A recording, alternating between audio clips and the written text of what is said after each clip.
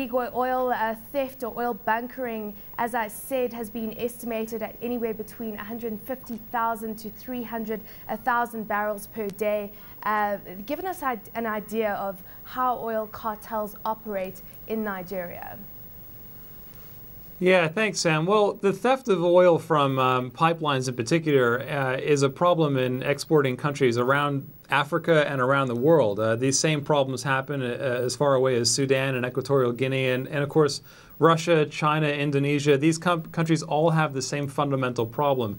But in Nigeria, the theft of oil from pipelines as a whole, it's a professional business. The amount of quantities you're talking about there, 150,000 barrels to 300,000 barrels a day, that's of a level or of a scale of organized crime. You actually have to be running a very sophisticated business in order to be able to do that.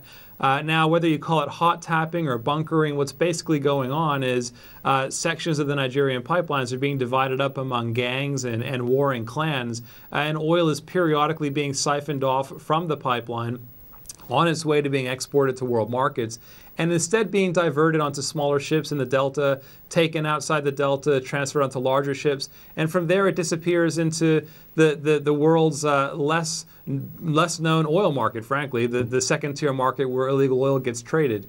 The problem with Nigeria is of such a scale that it requires massive organization and therefore, Sam, massive corruption for that kind of behavior to go on. Everybody needs to be involved in that kind of a theft. Everybody from the pipeline operator all the way through to the ships that are taking it out of Nigeria.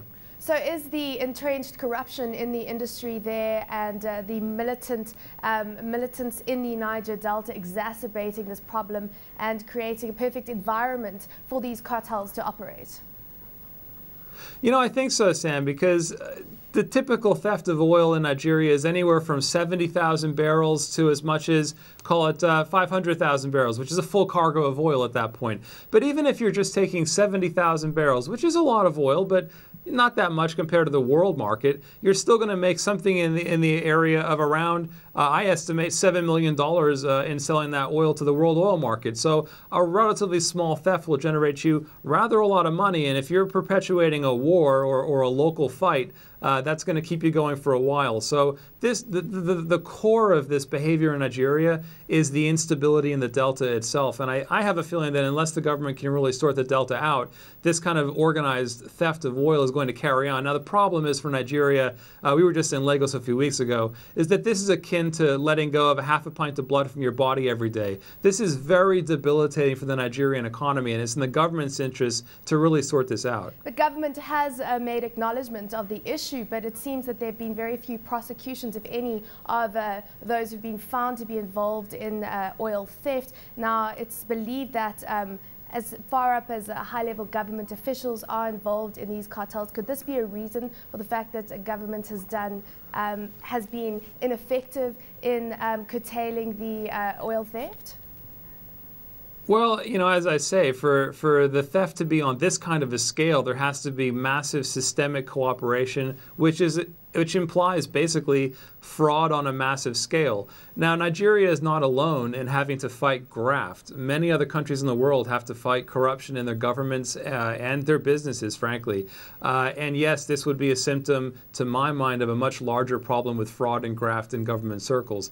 Again, Nigeria is not alone in that. So if the government was absolutely determined to take care of this, there are things the government could do. You know, pipeline operators around the world monitor their flows very carefully. They look for pressure changes. Every theft will lead to a pressure change in a pipeline.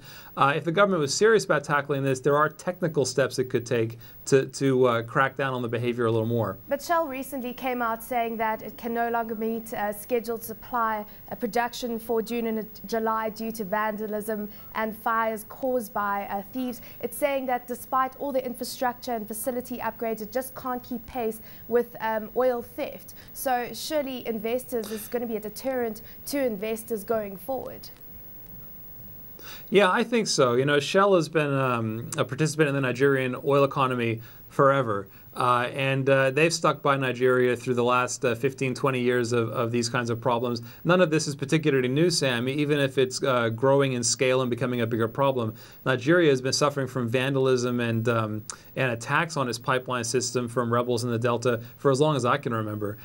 So this is a deterrent to investment. It's actually harming Nigeria. Production right now is around 3.2 million barrels a day, something like that. Frankly, Nigeria should be in the big leagues of oil production, and that's only a second-tier country at this point. So it's deterring investment, it's harming the country, and if the government doesn't get it in hand, it's hard to see Nigeria's oil economy growing much beyond where it is.